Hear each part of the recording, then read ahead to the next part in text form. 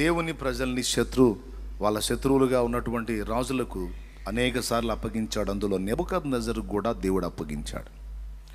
అలా అప్పగించినప్పుడు యూదా దేశము నుండి కొనిపోబడినటువంటి వ్యక్తులలో 4 జ్ఞానులు ఉన్నారు.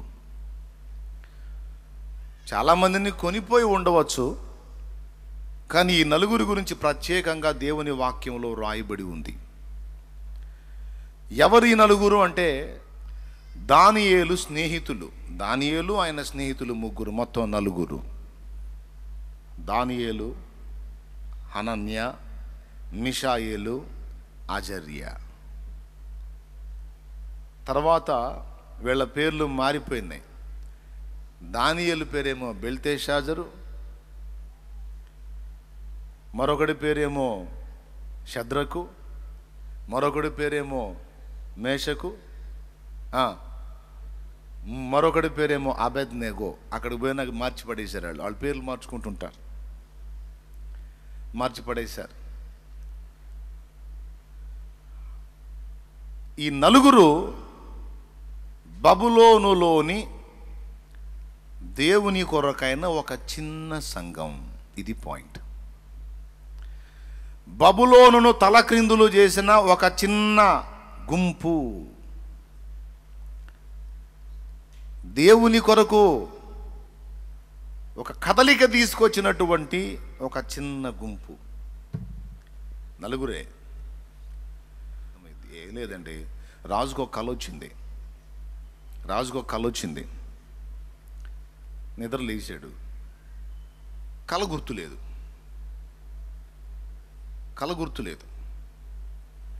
తన దగ్గర ఉన్న కాలజ్ఞానుల్ని, నక్షత్ర సూచకుల్ని, మాసచర్య చెప్పేటువంటి వాళ్ళని, రకరకాల శాస్త్రజ్ఞుల్ని పిలిచి బాయ్, మీకు ఆహారం అది రోజు బాగా అందుతుందా, మీకు డబ్బులు అది ఇస్తున్నారంటే, మహారాజా మాకేది తక్కువ లేదు, చాలా అద్భుతంగా మేము మీ రాజ్యంలో పోషింపబడుతున్నాం. సంతోషం. ఇన్నాళ్ళు మిమ్మల్ని అట్లా ఒట్టిగా మేపాను కదా, ఇప్పుడు నాకు అవసరం పడిందయ్యా మీతో. ఏమిటి మహారాజా? నాకు ఒక కళ వచ్చిందయ్యా. చిత్తం. ఆ కళ ఏందో గుర్తులేదు. మీరు నేను కన్నా కళ ఏందో చెప్పాలి, దాని అర్థం ఏందో చెప్పాలన్నాడు. వాళ్ళు అన్నారు, కళ చెబితే దాని భావం చెబుతాం, కానీ నువ్వు కన్న కళ మాకెట్ట తెలిసిద్ది? నువ్వేం కళ కన్నావో మాకెట్ట తెలిసిద్ది మహారాజా అంటే, మరి ఇంకెందుకురా మిమ్మల్ని పెట్టుకుంది? నేను మిమ్మల్ని కూర్చోబెట్టి మేపుతుంది ఎందుకు? అంత మాత్రం పని ఎవడైనా చెప్తాడు. నాకు మీ స్పెషల్ ఏంటంటే నాకు కళ చెప్పాలి, దాని అర్థం కూడా చెప్పాలంటే, వాళ్ళు ఒకడు మొహాలు ఒకడు చూసుకొని, ఇది చాలా కష్టతరం మహారాజు అంటే, ఎట్లనైనా సరే మీరు చెప్పాల్సిందే అన్నాడు. పాపం వాళ్ళ మనసులో అనుకోండి, మెంటలోళ్ళలాగా ఉన్నాడు.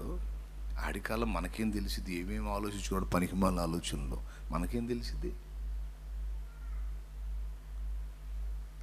అనుకుని మదనపడి చివరికి ఒక మాట తేల్చేశారు. దేవతలకే తప్ప సామాన్య మానవుడికి ఎవ్వనికి కూడా ఇది సాధ్యం కాదు అని తేల్చారు. ఇది చెప్పేవాడు ఇక దేవుని ఆత్మ కలిగిన మనుషుడే తప్ప నరమాత్రుడు ఎవ్వడు కూడా అలా చెప్ప సాధ్యమో కాదు అని తేల్చారు. మండిపోయింది రాజుకి. తేల్చలేనప్పుడు మరి మీకు ఈ బిల్డప్లు ఎందుకు, ఈ హడావుడు ఎందుకు? ఒక టైం చెప్పి ఆ టైంలో వీళ్ళ మొత్తాన్ని చంపేసేయమన్నాడు. వీళ్ళ మొత్తాన్ని ఏరేసేయండి, వేస్ట్ వీళ్ళందరూ. బబులోనులోని జ్ఞానులందరినీ హతము చేయుడి అని ఆజ్ఞ ఇచ్చేశాడు. రాజాజ్ఞ. ఎందుకంటే నా కళ వచ్చింది, నా కళ చెప్పలేదు వీళ్ళు. కళ చెప్పాలా, దాని భావం చెప్పాలా. ఈ సంగతి, ఇలాంటి ఆజ్ఞ బయలుదేరిందన్న సంగతి దానియేలుకు వినబడింది. అప్పుడు దానియేలు, ఎందుకంటే బబులోనులోని జ్ఞానుల్లో వీళ్ళు 4 కూడా ఉన్నారు. రాజు కళ దాని భావం గురించి ప్రస్తావించినప్పుడు వీళ్ళ దృష్టికి రాలా. అప్పుడు దానియేలు రాజు దగ్గర ఉండే అధిపతి దగ్గరికి వెళ్ళి, నాకు అవకాశం ఇప్పించండి, ఆయన కళ ఏం కన్నాడో చెబుతా, దాని అర్థం కూడా చెప్తాను అన్నాడు.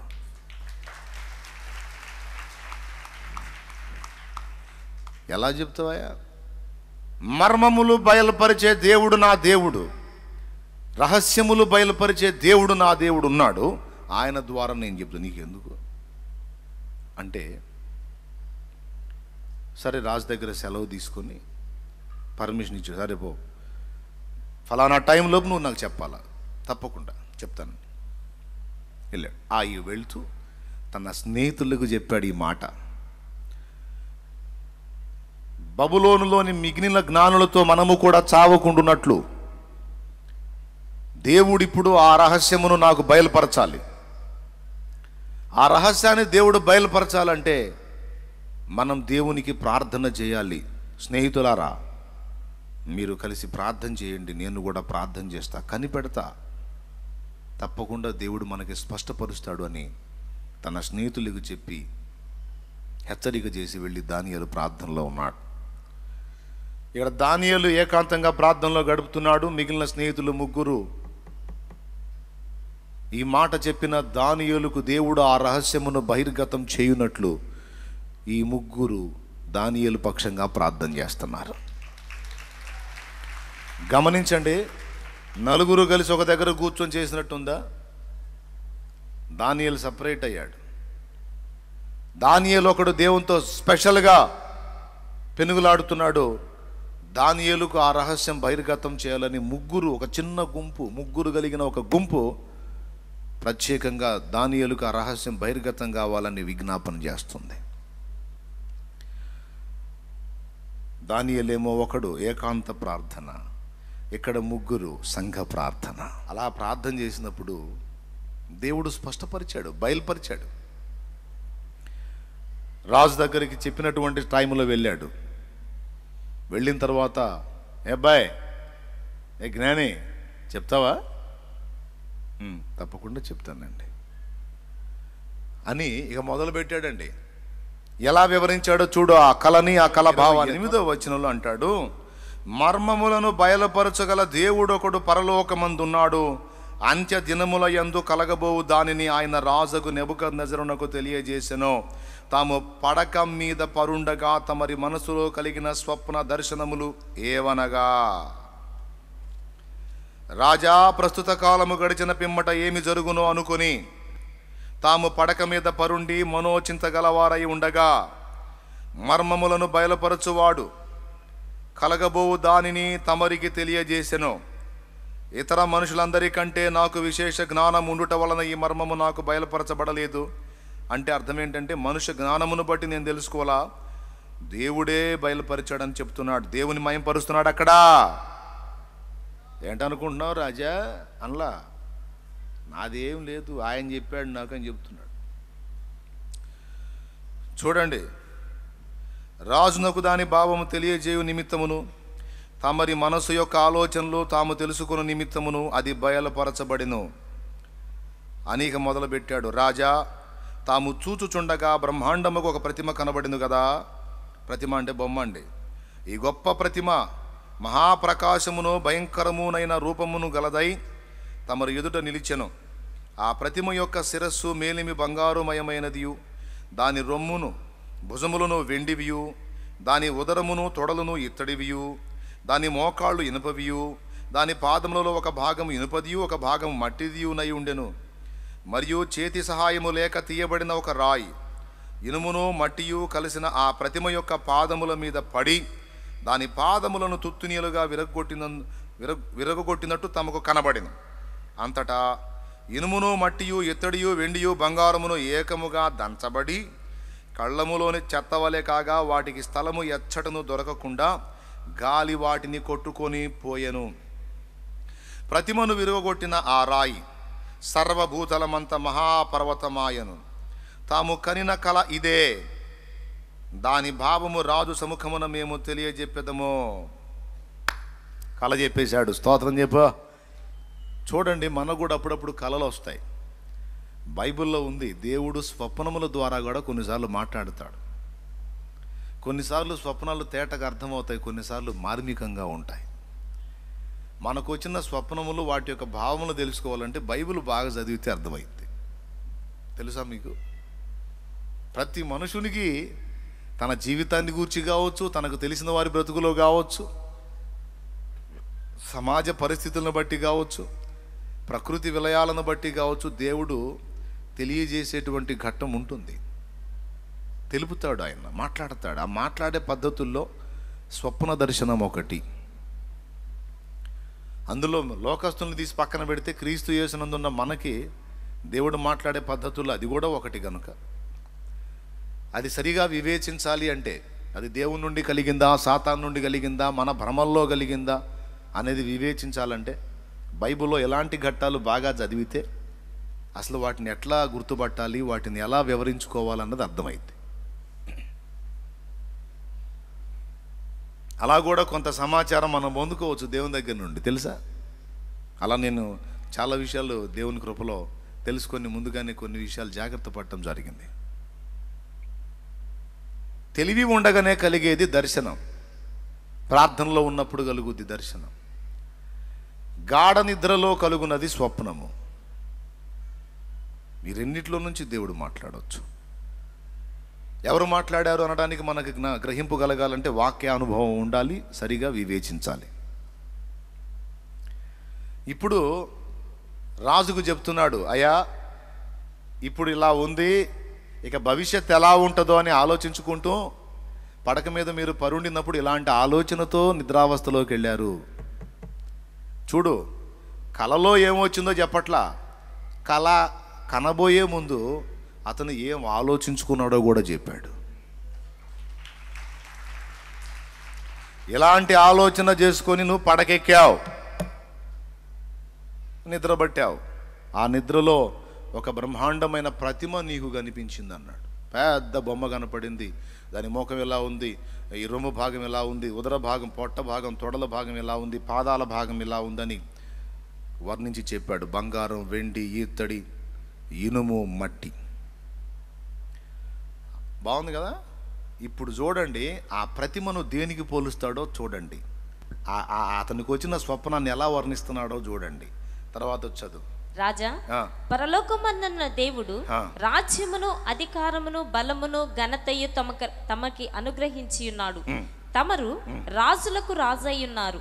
ఆయన మనుష్యుల నివసించు ప్రతి స్థలమందును మనుష్యులనేమి, భూజంతువులనేమి, ఆకాశ పక్షులనేమి అన్నిటినీ ఆయన తమరి చేతికి అప్పగించి ఉన్నాడు. వారందరి మీద తమరికి ప్రభుత్వము అనుగ్రహించి ఉన్నాడు. ఆ మొత్తము ప్రతిమ మొత్తాన్ని కూడా బబులోను సామ్రాజ్యానికి పోల్చాడు. ఆ ప్రతిమ అంటే ఆ బొమ్మ మొత్తాన్ని కూడా బబులోను సామ్రాజ్యానికి పోల్చాడు. బబులోను సామ్రాజ్యానికి పోల్చి ఏ టైంలో ఏ రాజు వస్తాడో, ఏ రాజు వచ్చిన టైంలో ఎలాంటి పరిస్థితులు ఉంటాయో వర్ణించటం మొదలుపెట్టి, ఈ బబులోను సామ్రాజ్యానికి నువ్వు ఎలాంటి వాడవు అంటే బంగారు ముఖము వంటి వాడవు. చదువు తల్లి. తామే ఆ బంగారపు శిరస్సు. అద్దుగో, నీవే ఆ బంగారపు తల. చదువు. తాము చనిపోయిన తరువాత, నువ్వు పోయాక, తమరి రాజ్యము కంటే తక్కువైన రాజ్యం ఒకటి లేచును. అటు తర్వాత లోకమంతా ఏలునట్టి మూడో రాజ్యం ఒకటి లేచును. రాజ్యాలండి, ఒక రాజ్యము కాదు, ఎన్ని రకాల రాజ్యాలు వస్తాయో, ఎన్ని రకాల రాజులు వస్తారో వర్ణించటం మొదలు పెట్టాడు. బబులోను సామ్రాజ్యాన్ని ఏలినటువంటి రాజులలో నెబుకద్నెజరు ఒక బంగారు ముఖము వంటి వాడు. తర్వాత ఇంకొక రాజ్యము లెగుస్తుంది, దాని టైంలో ఎలా ఉంటుంది, తర్వాత ఇంకొక రాజ్యము లెగుస్తుంది, దాని టైంలో ఎలా ఉంటుంది అని టోటల్ ఫ్యూచర్ మొత్తం కూడా అక్కడ అభివర్ణించాడు. ఇక్కడ మొత్తం అభివర్ణించి చెప్పినాక ఫైనల్లో ఏం జరిగిందో చూడమ్మా. స్వప్న భావమంతా అయిపోయినాక 46వ వచనం చదువు తల్లి.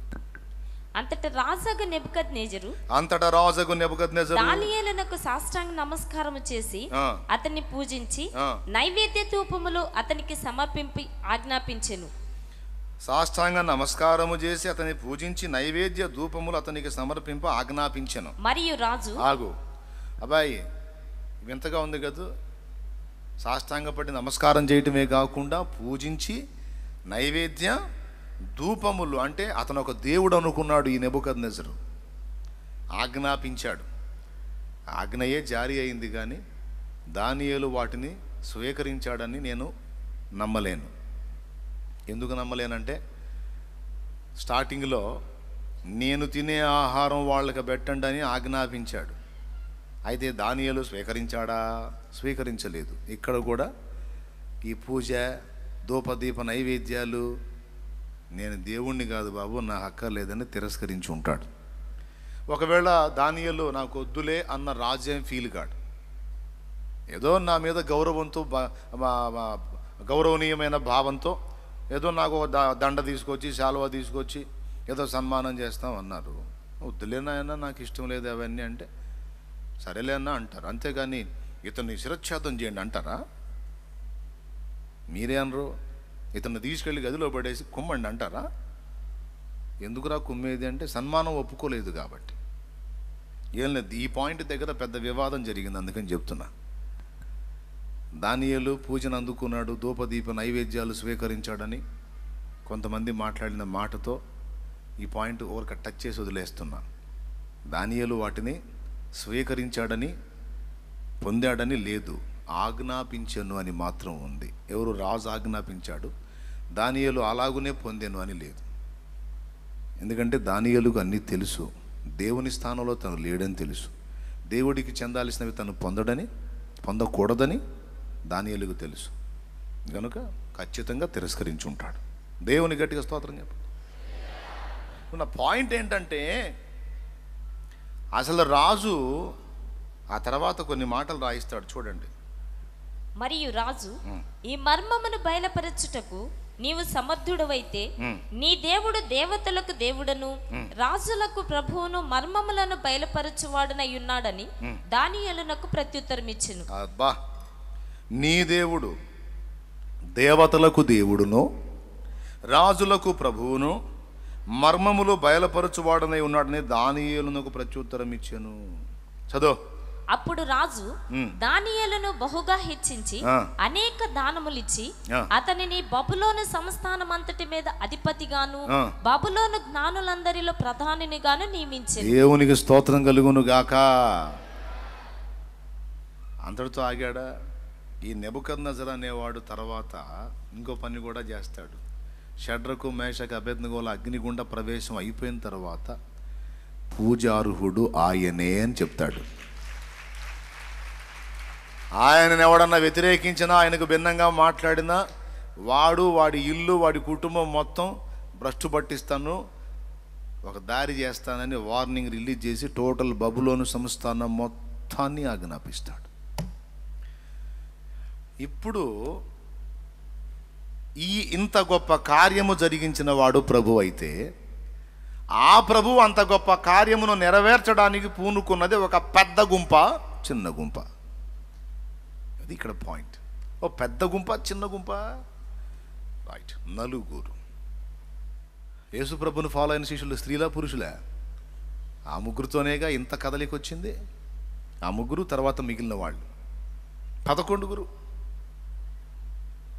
ఆ చిన్న మందే ఈరోజు ప్రపంచమంతటా 60% మంది దేవుని సంఘములో చేర్చబడినట్లు క్రియ జరగడానికి కారణమైంది. సుమారుగా దాదాపు. గొప్ప గొప్ప కార్యాలు చిన్న చిన్న వాటితోనే దేవుడు చేస్తాడు.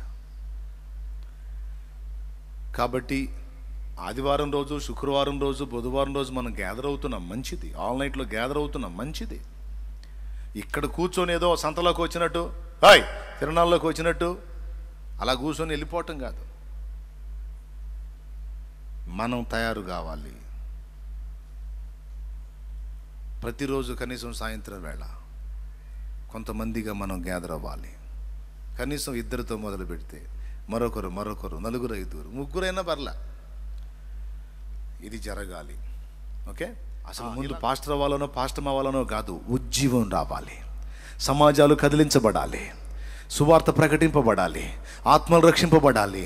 నరకాగ్నికి వెళుతున్న ఆత్మల ఘోష నేను వినలేను.